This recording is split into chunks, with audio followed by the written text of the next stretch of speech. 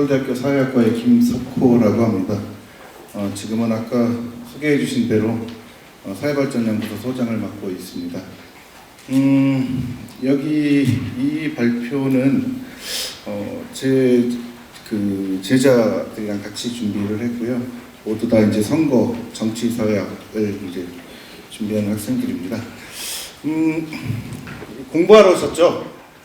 근데 사실 이 발표, 제 발표만 조금 좀 이렇게 쉬어갈 수 있는 거고, 그다음부터는 좀 머리가 아파지실 테니까 저는 좀 가볍게 말씀드리겠습니다. 그리고 딴 얘기긴 한데, 저도 이제 여기 발표하러 왔지만 올 때마다 이제 공부가 되는 게, 오늘 특히 논문 시상하는 거 보면서 제가 왜 부채가 많은가 잘 몰랐는데 성격 때문인 것 같기도 하고, 꼭 그 논문도 읽어보도록 하겠습니다. 뭐 제목을 좀 선정적으로 쓰긴 했는데, 기본적으로 이제 한국 선거 자료에 대한 소개입니다. 그리고 소개이고, 제가 한 12, 13년 전부터 그 정치학과 선생님들한테 눈칫밥 먹으면서 같이 이제 선거 연구를 해왔는데, 그러면서 이제 느꼈던 것들, 그리고 그간에 있었던 일들, 지금 왜 한국 사회의 이 선거 자료가 이 상태에 있는가, 뭐 등등에 대해서 간단하게 말씀을 드리고자 합니다. 어떤 분이 이제 사전 질문에서 선거 자료가 뭐냐라고 이제 질문을 하셨더라고요.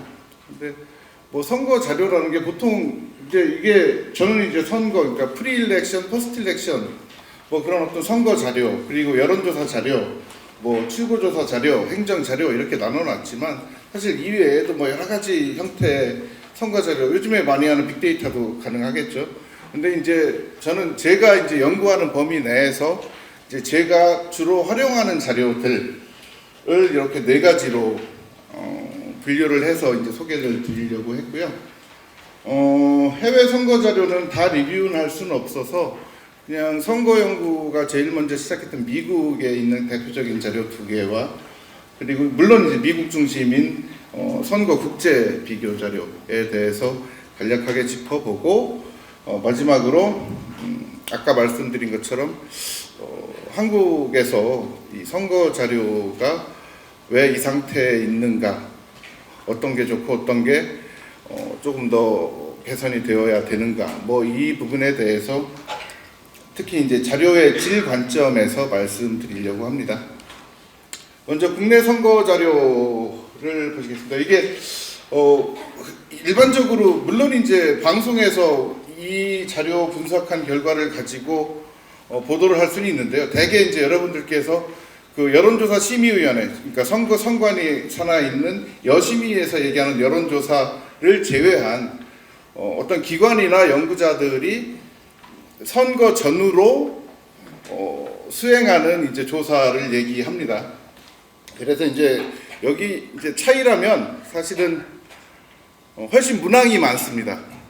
그러니까 선거 전 자료, 선거 후 자료에는 여기 나와 있는 것처럼 뭐 투표 참여나 어떤 정치적 성향이라든가 지지 정당이라든가 정책이라든가 이런 거 외에도 뭐 정치인에 대한 호감도 보통 더마메터로 이제 우리가 측정도 하고, 또 사회적 관계, 또 사회생활, 경제활동, 그리고 어떤 각종 사회 심리, 정치 심리학적 변수들, 뭐 이런 것들이 총망라되어서 뭐 한국 같은 경우에는 통일에 관한 대북관, 뭐 이런 것들까지도 다 포함해서 뭐 설문지를 만듭니다. 그래서 보통 이런 선거조사를 해보면 처음에는 막 30페이지씩 하다가 이제 나중에 보통 한 인터뷰 시간 한 40분에서 1시간 정도의, 보통 1시간 정도의 분량으로 저희가 이제 설문을 만들곤 합니다. 그럼 한 15페이지 정도 되더라고요.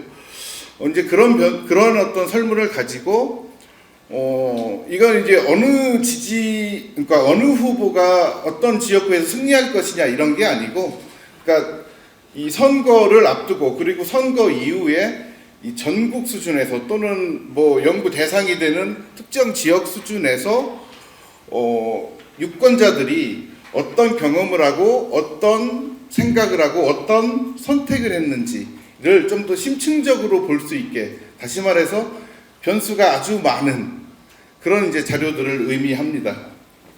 그래서 주로 학술적으로 이제 활용이 되고요. 사실 이 사회발전연구소에서 2017년에 지방선거 이후에 모은 자료가 있는데요. 이게 이제 선거 연구의 대표적인 자료는 아닙니다. 다만 제가 이제 소장으로 있었기 때문에, 그래도 이제 있기 때문에 이제 이거를 예시로 넣었는데요. 이제 여기서 보시면 아시는 것처럼 이 뭐 선거 관련 문항, 정치 태도 관련, 사회 참여 등등 다양한 변수들이 존재하고 있는 걸 알 수 있습니다. 뭐 저는 이제 주로 관심이 그 사회적 관계 연결망과 정치 태도와 행위를 살펴보는 데 관심이 있고, 이 시민사회 연결망이 어떻게 정치적 행위의 태도에 영향을 미치는지를 보고 싶어 하기 때문에 제가 참여하는 연구는 주로 이제 그런 사회적 관계와 연결망에 대한 변수가 많은 편입니다. 뭐 이렇게 했었고요. 그래서 이제 여기 보시다시피 1200명 정도로 했고, 그래서 이게 사실 이런 자료를 가지고 뭐 지역별로 지지율이 어떻게 나타났다, 뭐 이렇게 비교를 해서 논의를 하는 것 자체가 크게 의미는 없습니다. 그냥 전국 수준에서의 대표성만 있다 정도로 알아주셨으면 좋겠고, 대부분의 이제 그 프리 일렉션, 포스트 일렉션 서베이들이 미국의 CCS 같은 경우를 제외하고는 대부분 전국 수준에서의 대표성만 의미가 있습니다. 그건 이따 말씀드리겠습니다. 그래서 그냥 제가 주로 접하는, 실제 아마 여기 오신 대부분 선생님들께서 이제 정치학을 이제 공부하시는 분들일 텐데요.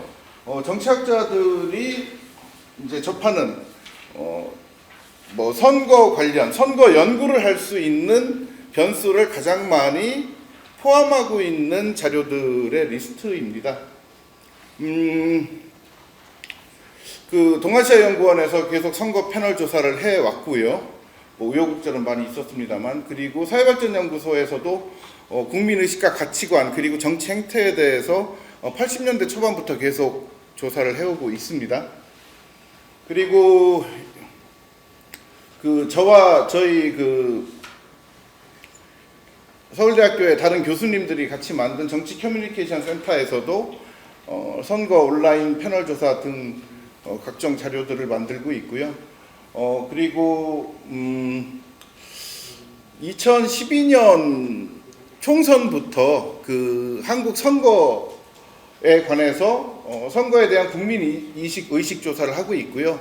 이 자료는 한국정치연구소 홈페이지와 강원택 선생님 홈페이지와 자료원, 사회과학자료원 홈페이지에 이제 공개가 다 되어 있습니다. 그리고 여기 아까 이제 그 구혜란 원장님이 말씀해 주신 그 KGSS 같은 경우에는 이제 의외로 정치 관련 변수들이 굉장히 많은데요. 이 자료는 한국사회과학자료원과 성균관대학교 서베이 리서치 센터 KGSS 홈페이지에서 바로 다 다운받으실 수 있습니다. 아산정책연구원에서도 그 원래 여론조사와 대선 패널 조사를 했는데요. 요즘에는 이제 지난 선거에는 이제 실시를 안 했고, 그리고 아마 선거 관련, 그러니까 유권자 의식 조사 관련해서 이제 제일 먼저 시작한 거는 80년대 후반부터 중앙선거관리위원회에서 한국선거학회랑 유권자 의식 조사를 계속 해왔습니다.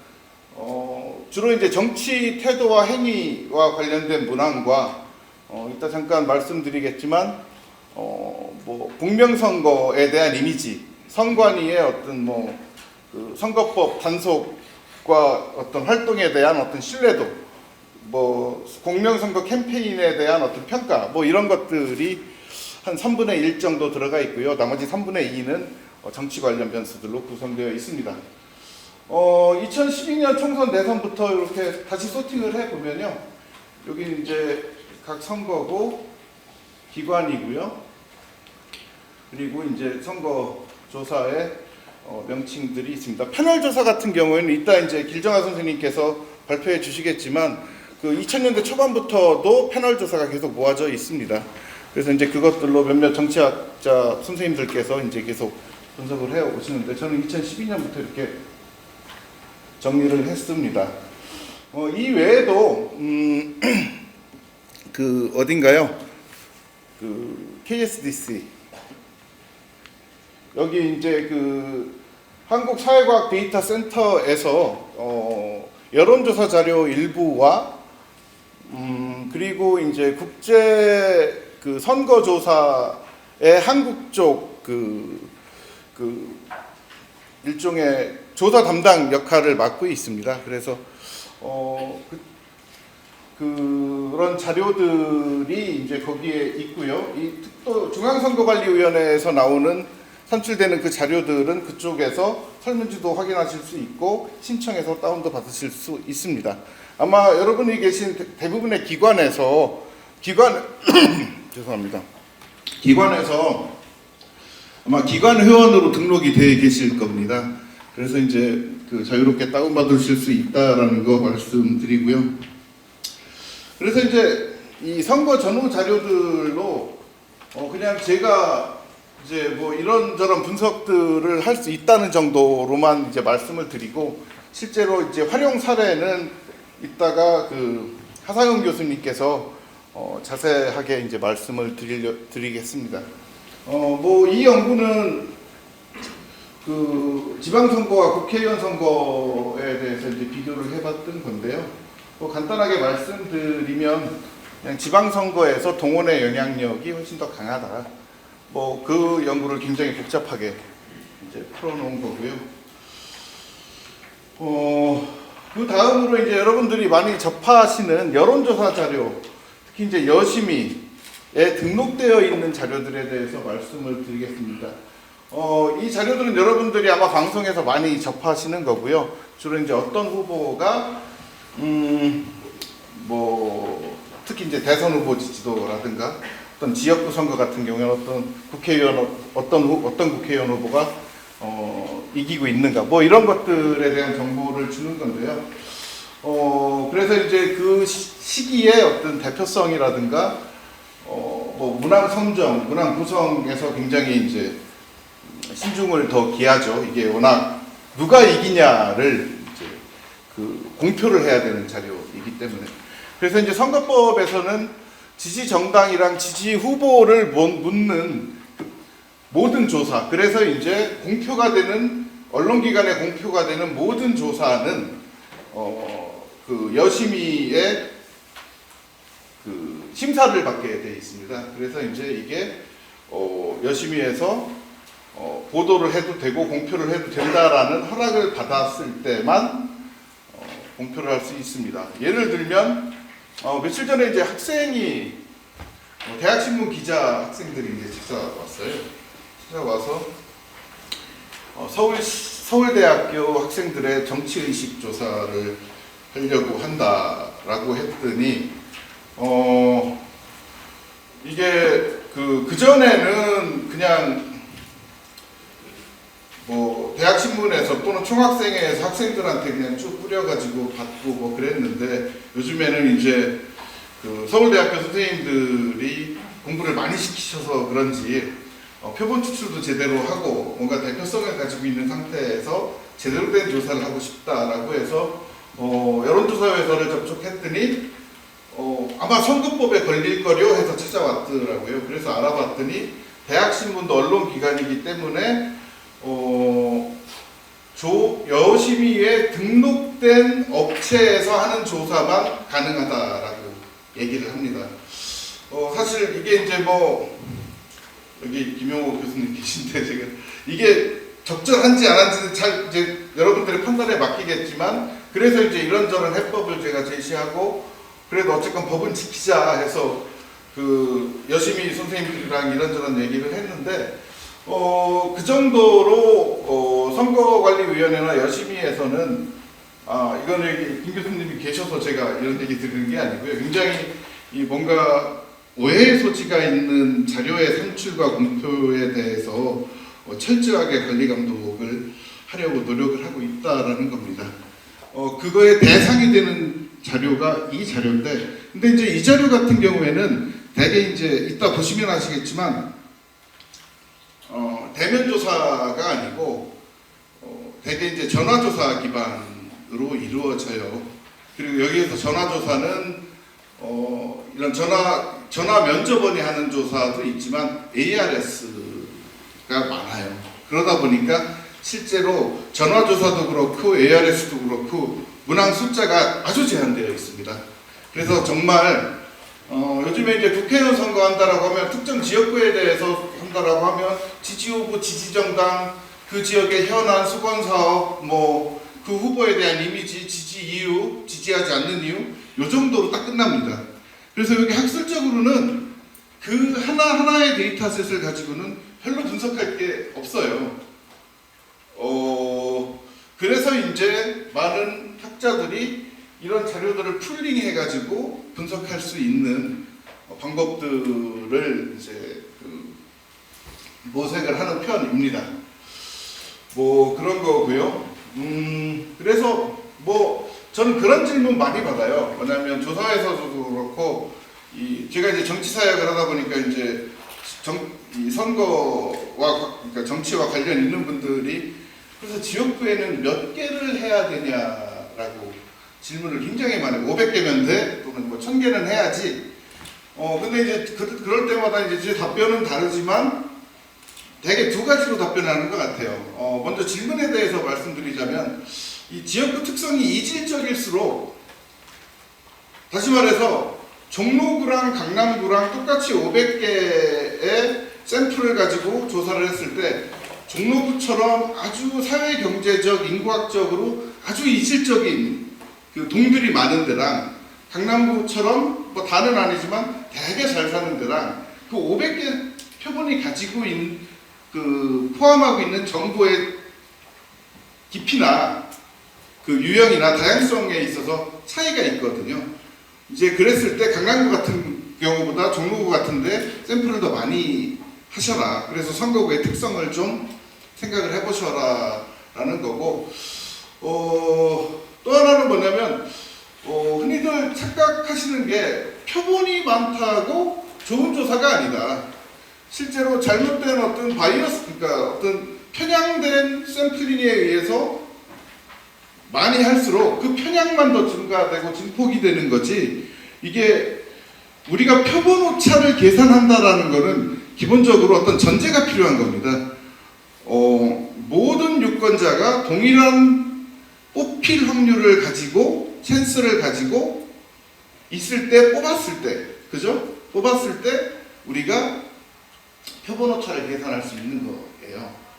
근데 이따 이제 뒷부분에 조사 자료의 질에 대해서 말씀드리겠지만 한국 사회에서 지금 조사 자료에 투입하는 비용을 가지고 제가 지금 말씀드리는 어떤 그런 이상적인 자료의 질 관리가 된 자료를 산출하는 건 불가능합니다. 제가 이제 이런 말씀 많이 드리는데, 제가 유학 가기 전에 이제 저도 이제 독한 지도 교수님을 만나가지고 조사 사업을 많이 했는데, 그 당시에 한부 면접으로 설문하는 20페이지 면접 한부의 단가랑 지금 단가랑 얼마나 차이가 날 것 같습니까? 똑같습니다. 그때도 1,500명 할 때 한 3,000만 원이면 되고요. 지금도 여러분들이 연구자셔서 한 15페이지 가지고 이거 면접조사로 조사회사랑 컨택 한번 해보십시오. 다 5천만 원 아래로 하실 수 있습니다. 이게 무슨 얘기냐면, 조사회사는 자선기관이 아니에요. 공익기관이 아니라 이윤을 남겨야 되는 기관이기 때문에 그만큼 샘플이나 조사 과정에서 영향받는 어떤 자료의 질에 있어서 떨어졌다고 보시면 돼요. 한국 종합사회조사 같은 경우에 지금 한 부당 투입되는 비용이 설문지 한 부당 단가가 50만 원쯤 들어요. 그래서 많이 든다. 많이 들죠. 왜냐하면 보통 이제 설문 면접조사 한 부가 3만 원에서 4만 원, 뭐 많이 주면 5만 원 주는데 5만 원 조사해서 해주시는데, 그 조사는 조사 현장에 투입되는 비용만 한 40만 원에서 50만 원이에요, 한 부에. 그게 무슨 얘기냐면 그만큼 조사하기가 어렵다는 얘기예요. 그리고 아까 말씀드린 대로 어떤 표본 추출을 해서 그 사람들로부터 좋은 응답을 그 표본에 대해서 뽑아내기가 거의 불가능하다는 거예요. 그래서 계속 찾아가고 계속 조르고 해서 대체 없이 자료를 모으곤 하죠. 뭐 그 얘기는 이따 좀 더 드리겠습니다. 그래서 대개 그 여심위에 등록되어 있는 조사 작년 1년만 제가 이제 쭉 조사를 해봤는데 1000개가 넘어요. 근데 이제 그 여심위가 되게 정해놓고 있는 여론조사의 자료의 특징이 이렇습니다. 조사 방식은 아까 말씀드린 대로 유선, 무선, 인터넷, 스마트폰, 어플리케이션 조사까지 다 하고 있고요. 20분 이 시간이 굉장히 빨리 가네요. 보통 요 정도 표본의 수가 정해져 있습니다. 대통령 선거는 최소 1000명이야. 광역단체장 800명, 시군구 500명, 300명 이렇게 하고요. 그리고 나름 이 심의 과정을 통해서 굉장히 객관성을 유지하기 위해서 문항 로테이션이라든가 문항 그 어떤 질문의 방식이라든가 이런 부분들에 대해서 관리를 하고 있습니다. 그리고 여론조사 회사들은 다음과 같은 12가지의 내용들을 반드시 홈페이지에 게재를 해야 됩니다. 그래서 조사 의뢰자부터 질문 내용에 이르기까지 그리고 응답률에 이르기까지 해야 되고요.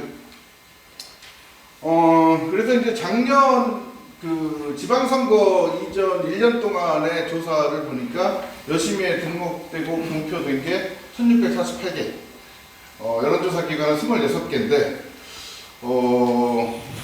여기 보시면 아시겠지만, 유선 면접은 유선 전화로 한 게 9.1%, 유선 전화 ARS가 9.5, 무선 전화 면접원 조사가 36.8. 요즘에 제일 많죠, 이게. 그죠? 집에 전화 없는 분들도 많으니까. 그리고 제일 많은 거는 무선전화 자동 ARS입니다. 뭐 그렇고요. 그리고 지지율은 이렇게 나오는데, 그 실제로 이제 이 지지율을 보면 더불어민주당 지지는 나름 일반적으로 나오는데, 자유한국당 지지율이 무응답층을 접했을 때 면접원이 또는 그 조사 회사가 어떤 식으로 접근을 했느냐에 따라서 자유한국당 지지율은 높았다가 떨어졌다가 해요. 그러니까 전반적인 추세선에서 자유한국당 지지율이 조사마다 플럭추에이션이 굉장히 심해요. 그래서 이제 여기 이제 저희 신교 제 학생인데 가 이제 얘기한 건 뭐냐면 결국 그 무응답층 중에서 샤이보수가 존재하는 거 아니냐. 그래서 면접원이 옆에 있을 때는 샤이보수로 가고 ARS나 전화 면접으로 갔을 때, 특히 이제 ARS로 갔을 때는 한나라당 성향, 자유한국당 성향을 드러내는데 그 비율이 한 5% 정도 되더라라는 거를 천여 개의 자료를 재분석해가지고 내놓은 바 있습니다. 출구조사는 여기 아시는 것처럼 투표소에서 직접 하는 거죠. 근데 이제 그전에는 그냥 누구를 지지했습니까? 그리고 이렇게 보고 성별, 연령대만 파악을 했는데 지난번 그 지방선거부터는 적어도 투표 지지 후보 결정 시기라든가 뭐 몇몇 항목들은 추가가 되었습니다. 하지만 출구조사 자료는 그 일반 연구자들이 이용할 수 공개되어 있지 않고요. 공개되어 있지는 않고 실제로 선거구 자료, 행정 자료랑 결합되지 않으면 분석하고 이걸 활용해서 어떤 연구 결과를 내기가 쉽지가 않습니다. 그래서 일단 제가 보기에는 뭐죠? 출구조사 자료는 일단 공개부터 좀 했으면 좋겠다는 생각이 듭니다. 가능하면 자료원에요. 그리고 뭐 이거는 저는 이제 출구조사에 지난 총선 때 이제 그 뭐 방송국에서 관여를 해서 일을 해가지고 그 이전 출구조사 자료를 다 가지고 있는 건데 그 출구조사 자료를 보면 이렇게 세대별로 이 노란색과 빨간색이 되게 교차되는 걸 알 수 있죠. 19대 총선에서 20대와 그 60대의 그 빨간색 기둥의 높이가 다르잖아요. 그래서 이게 이제 정당별로 세대별 지지가 차이가 난다라는 거. 20대 총선도 마찬가지였고요. 그리고 비례투표도 마찬가지고, 20대에서도 마찬가지라는 걸 보여주고 있습니다. 좀 전에 말씀드린 행정자료. 이게 제일 좋은 게 선거구 자료가 있으면 좋은데, 제가 5분만 더 쓸게요. 선거구 자료가 있으면 좋은데, 실제로 지금 자료원에서 체계적으로 내놓고 있는 시군구 그 지방자치단체의 어떤 사회경제적 인구학적 특성 자료들과 여러 가지 이제 이 지방지표 이제 통계청에서 내놓는 자료들 이런 것들 또 저 같은 제 연구팀 같은 경우는 이 각 지역의 왜 지번별로 그 네이버 부동산에서 보면 지번을 치면 그 평당 가격이 나와요. 그리고 이제 각 지역별로 아파트 평균 가격이라든가 이런 것들을 다 계산해서 이제 분석도 하고 그러고 있습니다. 그래서 부동산 실거래 공개 시스템이라든가 이건 이제 그 건강보험 자료 이런 것들이 이제 행정 자료로 선거구별로 또는 지역 지방자치단체별로 그리고 그 지방자치단체에서 방송에 응답한 개인들이 있을 거 아니에요. 이것들을 다 통합을 해서 다층 분석도 하고 실제로 이제 여러 가지 방식으로 이제 분석 활용을 하고 있습니다. 그래서 행정 자료가 그렇고요. 그래서 이제 좀 전에 말씀드린 대로 저희는 이거를 후스다에서 나온 그 시군구별 경제력 수준과 부동산 실거래가 자료랑 아까 말씀드린 한국종합사회조사 자료를 이제 머지를 해서 그 계급 투표가 왜 지역별로 달라지는가 이런 것들에 대한 연구를 진행한 적이 있습니다. 지금까지 말씀드린 자료의 모태가 되는 게 이 아메리칸 내셔널 일렉션 서베이인데요. 이게 이제 1940년대 중후반부터 콜롬비아에서 시작을 했고 그 뒤에 50년대 말에 이제 미시건으로 넘어와서 이 미국 선거 자료입니다. 그래서 우리가 아는 이 일반적인 유권자 투표 행태에 대한 연구 결과들이나 확정적 지식들은 대개 이 자료에서 나왔다고 보시면 됩니다. 이건 다 이용 가능합니다. 다 그냥 이용 가능하고요. 물론 그 프리일렉션, 포스트일렉션을 선거 있을 때 하고 전국 수준에서만 의미가 있는 자료이고요. 최근에는 그 면대면을 하다가 이제 물론 이거는 주소 기반으로 샘플링을 해요. 그러니까 한국의 인터넷 조사, 온라인 조사 같은 경우에는 그 이메일을 뿌리잖아요. 그게 아니고 이거 같은 경우는 주소를 기반으로 샘플링을 해서 거기에 이제 샘플러를 보내요. 그래서 그 가구에 사는 사람들의 정보를 확인한 후에 답변만 온라인으로 할 수 있게 하고 있는 거예요. 그래서 이것도 사실은 우리가 흔히 생각하는 10만 개, 100만 개 이메일 뿌려가지고 거기서 10,000명 답변하고 그거 분석하고 그런 게 아니고 우리가 좋은 조사라는 거는 정말 단순하게 딱 하나입니다. 표본을 조사하기 전에 미리 뽑았는가 안 뽑았는가. 그걸 우리가 이제 저 사람이 왜 자꾸 표본 추출에 대해서 얘기할까? 그럼 그게 뭘까라고 질문을 많이 하시는데 실제로는 딱 하나입니다. 미리 표본을 뽑아서 그 표본을 끈질기게 조사했는가. 그런 조사 자료가 아직 한국에는 없다라는 거죠. 그렇고요. 그거에 효시가 되는 거고 여기에 보시면 그래서 이 정말 다양한 그 내용이 있습니다. 후보자에 관한 거, 유권자에 관한 거, 사회생활, 경제생활, 미디어, 사회 참여. 아까 이제 여기에서 이제 퍼스널러티 이런 사회 심리적 변수들도 다 들어가 있고요. 이건 활용 사례니까 이건 하나는 교수님이 하시면 되고. CCS 같은 경우를 많이 쓰는데 이게 이제 그 유거브라는 회사가 있는데 원래 마케팅 회사예요. 근데 이제 영국에 있는 회사인데 이 우리나라 조사회사들도 패널을 조사회사마다 구축해 놓고 있잖아요. 여기도 이제 온라인 패널을 구축해 놓고 있어요. 그래서 이제 그 온라인 패널의 정보를 가지고 아주 양질의 패널을 최소 선거구마다 뭐 거기에 설명하기로는 30명 이상. 그게 이제 30명 이상 하는 이유는 이 다층 분석이 가능하게 하려고 그러는 건데, 그래서 이제 이렇게 그 전국 단위의 대표성을 온라인을 통해서 조사를 하고 있고요. 이것도 물론 다 이용이 가능하고요. 뭐 여기 보시면 이런 내용들로 이루어져 있다라는 거 말씀드리고요. 그래서 최근에는 스마트폰의 그 비중이 굉장히 높아졌다라는 거 알 수 있습니다. 마지막으로 이 선거 국제 비교 조사는 이게 이제 그 한국에서는 KSDC가 이제 그 맡고 있는 건데 전 세계 국가 선거에 대한 공동 연구 프로젝트고요. 매 5년마다 조사를 하는데 25년 됐던 얘기죠. 요 5개 모듈을 가지고 합니다. 그래서 지금 맨 처음이랑 두 번째 모듈은 김영준 교수님이 하셨었고, 그 다음은 이남영 교수님이 이제 그 담당을 하고 계시고요.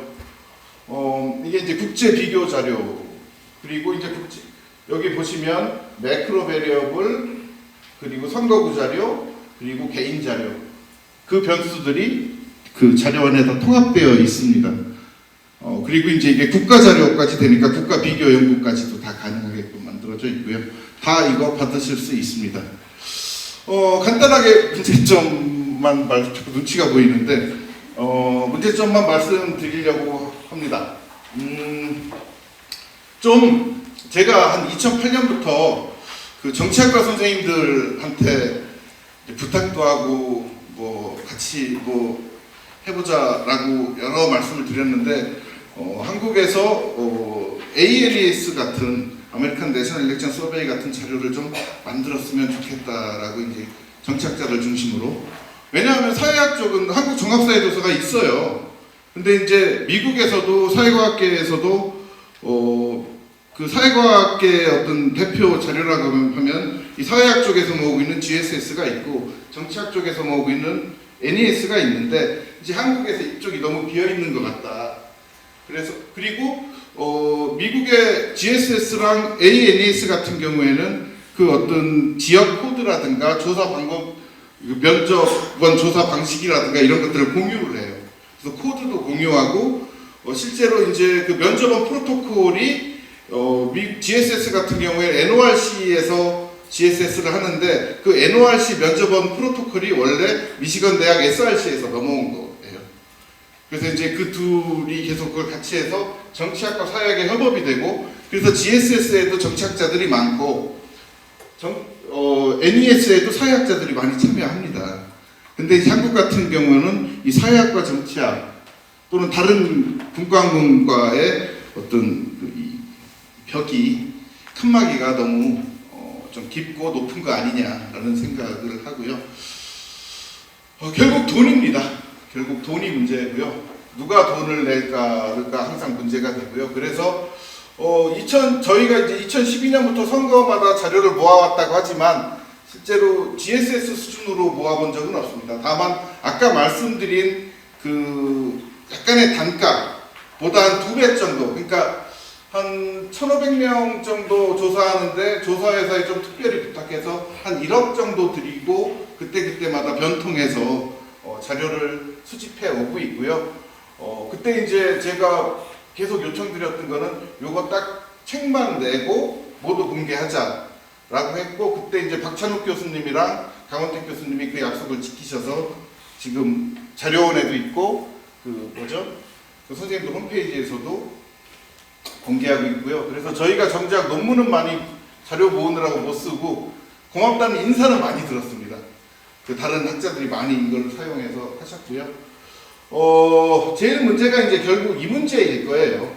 결국에는 우리가 요즘에는 조사회사에서 아주 딱 당당하게 얘기하더라고요. 할당 표집했다.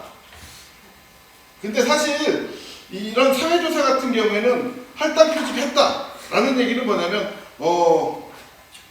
내 자료는 대표성이 없으니까 알아서 써라라는 얘기예요. 그러니까 확률적으로 표본 오차를 계산할 수 있는 이론적 근거가 없는 자료를 만들었다라는 얘기거든요. 이제 그러려면 지켜야 되는 게 표본 대체 안 하는 것과 표본 추출 정교하게 하는 건데 그 둘 다 지금 안 되고 있고요. 그냥 성연령 지역으로 할당하고 거기에 채워 넣는 식으로 지금 이루어지고 있습니다. 그 할당조차도 성연령 지역 외에 다른 변수 전혀 고려하지 못하고 있고요. 제가 그래서 여심이 자료도 로데이터를 공개하라고 얘기하는 이유가 뭐냐면 그게 그냥 변수 하나만 보면 분포가 다 맞아요. 근데 변수 2개, 3개만 연결하면 뭐 이런 거 있잖아요. 그 교육 수준과 지역 뭐 이렇게 연결을 하면 그게 우리가 상식적으로 알고 있는 분포가 있잖아요. 또는 뭐 소득 수준과 뭐 그 교육. 근데 이제 그런 것들이 다 어긋나요. 그 확률 그러니까 좋은데 그러니까 좀 날림으로 만든 데이터들은 다 날림이라는 게 아니라 그럴 위험이 굉장히 높다라는 거예요. 특히 우리 연구자들이 만든 자료조차도요. 그리고 이제 응답률이 문제고 아까 말씀드린 그런 문제. 응답률이 왜 문제냐면 이 좋다는 KGSS 조사도 주관하고 첨부 모으는데 지금 응답률 떨어지는 거 보세요. 그러니까 그만큼 조사하기가 어려워요. 근데 이게 왜 그러냐면 여러분들이 집에 혼자 계시다가 누가 응답 면접관이 와가지고 조사 설문지 20페이지만 해주세요 라고 하면 해주는 사람이 좀 이상한 사람이에요. 요즘 같은 때. 그잖아요. 그러려면 설득도 해야 되고 인센티브도 드려야 되니까 이 조사 같은 경우에는 응답자한테 한 10만원 정도를 주고요. 면접원한테 환부당 한 10만원 정도를 줘요. 그래서 이제 그러면 이제 처음에는 학생들은 꿀알반 줄 알고 이제 덤볐다가 나중에 다 후회하죠. 왜냐하면 한 집당 한 집에 가구원이 이제 제가 애가 많아서 가구원이 좀 많은 편인데 아무나 할 수 있는 게 아니라 그 가구원 수에 따라서 다시 확률 추출을 해버리거든요. 그 키시 테이블이라고 하는데 그러다 보니까 엄마는 해주겠다는데 아들은 죽어도 안 하겠다고 하고 그래서 이제 저희가 조사를 많이 다니다 보면 무슨 얘기를 하냐면 원래 조사는 옆집 아줌마가 제일 잘해줘요. 자기 일이 아니니까 좀 해줘 하는데 정작 하면 귀찮죠. 여심이 자료는 저는 여기 이제 김 교수님도 계시지만 여론이 과연 심의의 대상인가라는 그 좀 철학적이고 기본적인 고민부터 시작을 해야 될 것 같아요. 과연 여론조사 심의위원회가 처음 만들어졌을 때부터 순기능은 분명히 있고 비세 부분이 있어요. 근데 아까 그 ARS가 사실 조사 비용이 안 들어가는 조사거든요. ARS 응답률이 막 홈페이지에 5%, 6%, 10% 이렇게 나오는데 그게 응답률 계산 방식을 잘 보시면 접촉이 되었을 때 거절한 사람들이에요. 실제로 그런데 우리가 여기에서 아까 그 그래프에서 본 응답률 같은 경우에는 접촉이 안 된 사람들까지도 다 계산했을 때 응답률이 보통 일반적으로 사용하는 응답률이에요. 근데 이제 여심이 자료나 일반적으로 다른 여론조사 회사 정진우 부장님 맞죠? 네. 지금 립소스 리서치에서 오셨거든요. 그런 접촉이 안 된 사람이 문제인데 사실은 접촉이 안 된 사람은 상식에서 빼어버리는 거예요. 그렇게 하고 응답률을 계산하니까 뭐 선관위 그 선거 의식 조사도 한번 나중에 제가 여기 링크 걸어놓은 거 한번 들어가서 보시면 다 그런 식으로 계산해서 10몇 %고 제가 실제로 전화번호나 뭐 이런 것들을 가지고 조사를 해보면 이게 5%를 넘지가 않아요. 거의 기적이에요. 그거 하려면 그것까지 하려면. 그래서 이제 그런 부분들을 좀 정확하게 알았으면 좋겠다라는 생각이 있고 끝낼게요. 마지막으로 하나 얘기하고 싶은 건 뭐냐면 안심번호가 선거법에 의해서 이게 여론조사 탓이 아니에요. 안심번호는 지금 정당만 쓰게 돼 있어요. 사실은 우리가 휴대전화 안심번호에는 성, 연령, 지역 정보가 다 들어있거든요. 그거 주면 여론조사에서들 붕붕 날아다니죠. 좋은 조사 할 수 있어요. 있는데 뭐 여러 가지 이유에 의해서 못 써요. 사실은 지금 제가 뭐 각종 공론화위원회에서 일하고 있는데 그 공론화위원회조차도 지금 안심번호를 못 써요. 안간이 너무 선거법의 위반이기 때문에. 그래서 좀 안심번호를 좀 대폭 허용하는 게 어떤가라는 생각을 가지고 있고요. 출구조사도 이게 좋은 정보를 많이 담고 있는데 좀 공개를 했으면 좋겠다라는 거고, 그리고 이제 출구조사 자료의 질과 관련해서 하나 걱정은 뭐냐면 사전투표율이 자꾸 높아져요. 지난 대선 같은 경우 사전투표율이 26%였거든요. 아마 다음은 더 높아질 거예요. 왜냐하면 사전투표율 선호도가 계속 좋아져요. 그러면 출구조사라는 거는 사전투표를 한 사람들과 선거구에서 투표한 사람들의 특성이 동일하다라는 전제하에서 지금 하고 있는 거거든요. 근데 여러분들 생각하시기에 동일할까요? 대답 못하시죠? 저도 대답 못해요. 왜? 그런 걸 연구하게 좀 해줘야죠. 그죠? 그래서 그런 걸 연구해서 실제로 한국 유권자들에 대한 어떤 행태에 대한 확정적 지식을 우리가 공유를 해야죠. 그랬을 때 자료를 안심하고 쓸 수 있는 거죠. 그래서 이제 결국에는 뭐 결론은 좀 연구와 좋은 조사 자료의 구축을 위해서 좀 투자를 많이 했으면 좋겠다는 생각이 들고요. 행정자료 관련해서는 뭐 이렇게 쭉 써놨습니다만 핵심은 뭐냐면 정치학자들이 이제라도 선거구별 메타자료, 거시자료 구축을 시작해야 된다. 제가 알기로는 박원호 교수님이 하고 계세요. 오늘 아직 안 오시긴 했지만 그 선거구별로 이 행정자료를 모아서 그거를 공유하는 게 필요하다라는 거를 마지막으로 말씀드리고, 그러기 위해서는 이런 좋은 자료들도 같이 공개를 좀 하고 이용할 수 있게 했으면 좋겠다. 그래서 제 입장은 뭐냐면 개인정보 빼놓고는 우리가 모은 자료는, 우리가 세금으로 모은 자료는 다 공개를 해라. 어떤 정부적 판단에 의해서 정보는 덮는 게 아니다 라는 말씀을 드리고 싶습니다. 예, 죄송합니다.